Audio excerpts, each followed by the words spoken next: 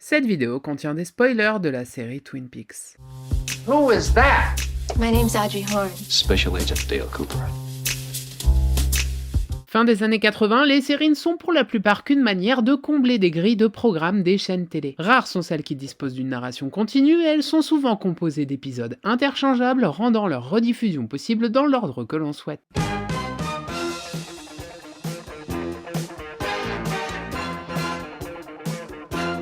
Il existe bien un antagoniste, un filler, mais il est totalement dilué dans une succession d'épisodes sans lien apparent les uns des autres. Et si cela peut paraître totalement inconcevable aujourd'hui, les séries étaient toutes construites avec une continuité évidente et surtout vitale pour garder le spectateur captif. À l'époque, ce n'était pas le cas. Pourtant, un réalisateur singulier, fort de succès critique sur ses précédents films, décide de se lancer dans un pari osé, révolutionner les séries de télé. David Lynch, génial cinéaste de Elephant Man, Blue Velvet ou bien encore Dune, écrit avec Mark Frost une histoire de meurtre dans une petite bourgade paisible du nord des États-Unis. Twin Peaks est né.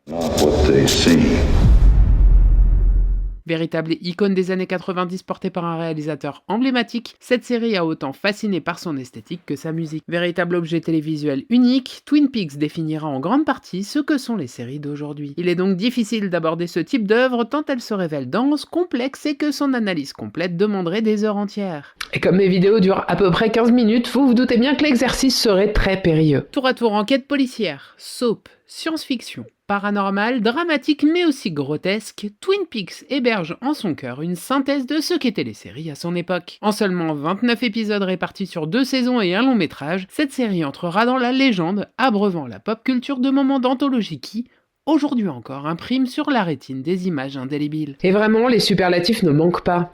C'est d'ailleurs un point qui a toujours aiguisé ma curiosité, tant je me demandais de quoi elle était faite pour avoir autant marqué les gens. Et je l'ai compris dès les pilotes, et j'ai vraiment pas été déçu.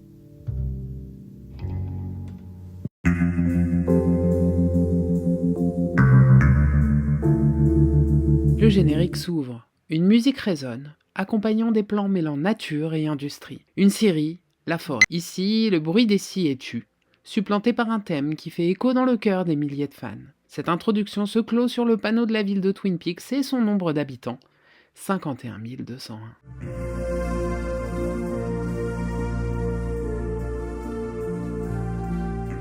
Cette paisible petite bourgade américaine voit subitement son apparente quiétude brisée par un meurtre, celui de Laura Palmer. Aimée de tous, la jeune Laura est découverte dans un linceul en plastique transparent, sa peau bleue et son air angélique contrastant avec l'horreur de ses derniers instants, venant ébranler toute une ville choquée par le décès de cette dernière. Et déjà, à la découverte du cadavre de la jeune fille, une scène surprend. Andy, le policier en charge de photographier le corps de Laura Palmer, pleure à chaudes larmes, submergé par ses émotions. Il y a presque quelque chose d'humoristique tant cette surcharge d'émotions paraît improbable. Cela souligne un élément qui caractérise la série, sa galerie de personnages. Twin Peaks est en effet une série à l'écriture de ses personnages d'une finesse rare et difficilement égalable. Elle jouit du savoir-faire de Mark Frost et de David Lynch, ce dernier insufflant cette part d'incongru, voire de bizarre dans chacun de ses personnages. I've got good news.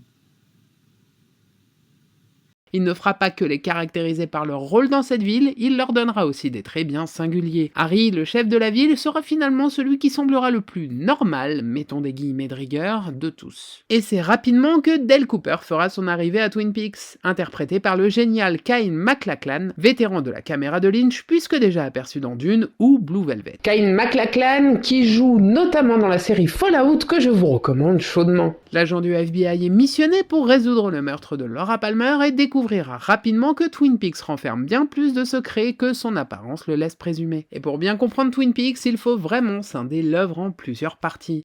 La saison 1, suivie de très près et en grande partie réalisée par Lynch lui-même, est une enquête savoureuse, flirtant toujours avec le paranormal et amenant son lot de révélations qui glissent gentiment des sous-intrigues passionnantes. Que l'on soit clair, la saison 1 est certainement encore aujourd'hui la meilleure introduction qu'une série peut avoir. Et pour l'époque, c'est presque du jamais vu. La série est belle, bénéficiant d'une photographie léchée et de dialogues fabuleux. Lynch oblige, nous aurons parfois des moments à l'intense dramaturgie, désamorcés par un personnage fantasque au second plan, une musique prenant le contre-pied de la gravité de la situation, ou encore une ligne de dialogue qui, bien que cohérente, aura tôt fait de nous décrocher un sourire.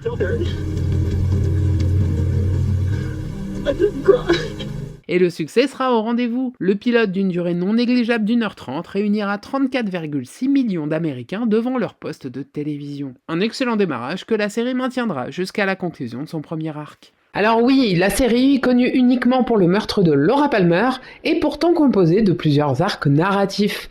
Et c'est exactement ce qui causera sa perte. Forte du succès de la saison 1, composée de 8 épisodes, ABC commandera une seconde saison de, accrochez-vous bien, 21 épisodes. Et c'est là que les problèmes commencent. La saison 1 présentait un monde étrange, un tueur plus spirituel que réel, une galerie de personnages hyper complète et variée, ainsi qu'une identité visuelle unique et qui faisait de Twin Peaks cette ville suspendue dans le temps comme symbole d'une Amérique bloquée dans le passé. Et en 8 épisodes, elle rendit chaque personnage attachant, unique et plaisant à suivre. Qu'on les aime ou les déteste, le soin apporté à l'écriture de chacun d'entre eux force le respect et nous peinerons à retrouver cela jusqu'à un certain Breaking Bad. Pourtant, Twin Peaks, aussi culte soit-elle, est une série imparfaite. Sa saison 2 est chaotique, révélant un désintérêt de Lynch et des frictions avec Frost, ainsi qu'une sensation de meublage assez indigeste dans son second arc. Et le public ne s'y trompe pas. L'audience fond comme neige au soleil et la série se conclut sous la houlette de Lynch avec une exploration de la Black Lodge et un cliffhanger assez dingue. How's Annie?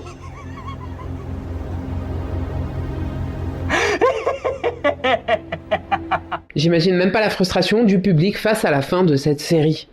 Il faudra attendre 25 ans pour que Lynch reprenne à nouveau la route de Twin Peaks, concluant sa série avec une 3e saison qui résonne aussi comme un adieu à la caméra du réalisateur.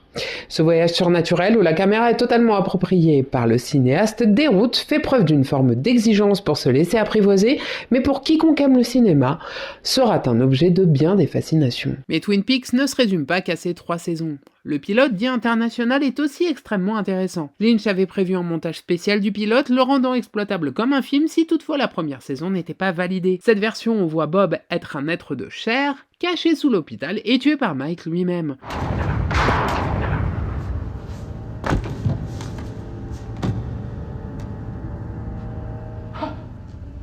Elle change totalement la nature même du tueur, et pourtant le pilote se clôt sur une ellipse de 25 ans où nous retrouvons Dale dans la Black Lodge face à Laura Palmer et ce nain dansant, hypnotique. Ici la réponse est simple, le tueur est vite identifié et cela conclut le meurtre de Laura Palmer en 2 heures montre en main. Et pour toute personne connaissant la série, il est intéressant de voir cette version du pilote tant le changement vient totalement redéfinir la place des personnages dans le récit. Mais comme je le disais, il n'y a pas que cette version du pilote. Un film est également sorti après la série, intitulé Fire Walk With Me, et fera office de préquel au meurtre de Laura Palmer. Et au-delà d'être un film génial à la réalisation grandiose, Fire Walk With Me éclaircit grandement les 7 derniers jours de Laura, la possession de l'élan par Bob, certains éléments de la Black Lodge, etc.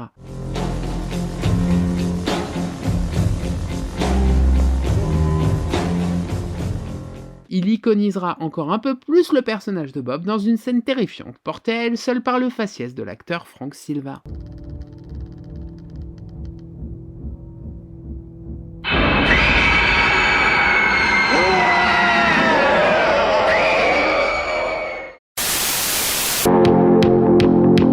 Frank Silva n'est pas un acteur et n'était à la base pas prévu dans la série. Bob non plus d'ailleurs, mais c'est en voyant le reflet de Silva dans un miroir pendant le tournage que Lynch décida de faire de ce dernier l'antagoniste de la série. Frank Silva est donc passé de décorateur sur le film à l'un des rôles les plus iconiques de la série.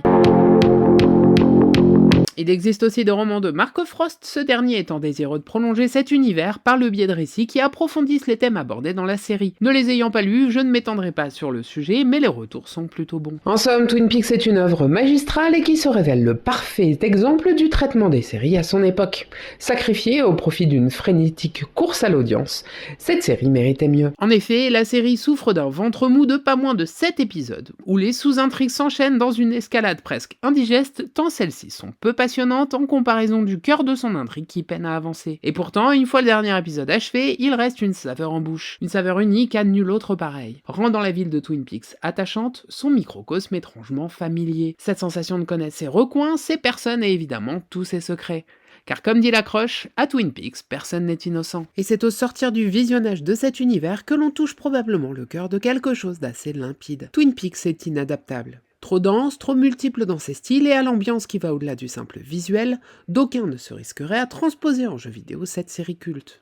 Et pourtant, en 2020, Twin Peaks VR est un jeu VR donc, développé par Collider et édité par Showtime. Il ressemble plus à une expérience dédiée aux fans permettant de retrouver les lieux emblématiques de la série plutôt qu'une enquête complète. Mais il serait bien malvenu de dire que la série est délaissée dans le monde du jeu vidéo. Elle est au contraire souvent très référencée. Alan Wake 2 notamment, qui calque Cauldron Lake sur la bourgade américaine portée par Lynch. Le diner, la vie paisible et la sensation étrange qui émane de sa ville, Alan Wake 2 tente à sa manière de se rapprocher de la série. Il y arrive partiellement, mais ne peut en aucun cas y adosser un rythme similaire.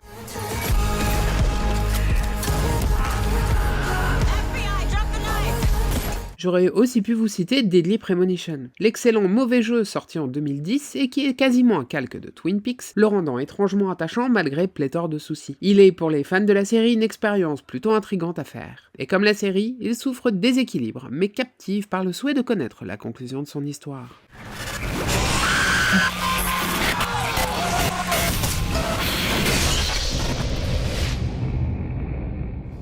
Zach. Et j'en oublie certainement, mais sachez que la plupart du temps, nous parlons surtout de clins d'œil visuels, de petits easter eggs disséminés ça et là, mais jamais de jeux officiels. Et c'est là un des points cruciaux de chaque art. Twin Peaks représente à merveille ce que le jeu vidéo ne peut à date pas encore capter et retranscrire. Il nécessiterait un gameplay trop ajusté, une narration très poussée rendant le joueur passif une grande partie du temps. Un jeu narratif louperait en grande partie le coche, un jeu d'action serait hors de propos, et un open world également. Et nous savons aussi qu'à date, une proposition pareille à celle de Twin Peaks serait un échec cuisant, tant le monde du jeu vidéo se doit aujourd'hui de minimiser ses risques. Seule lueur d'espoir, le jeu Twin Peaks Into the Night, un jeu indépendant fruit de deux fans désireux d'enfin s'atteler à adapter la série en jeu vidéo dans une aventure complète qui dépasse le simple stade expérimental de Twin Peaks VR. Il reprend l'esthétique et la structure d'un jeu PS1, rendant leur projet assez passionnant à regarder. J'espère qu'il finira par sortir, notamment sur console.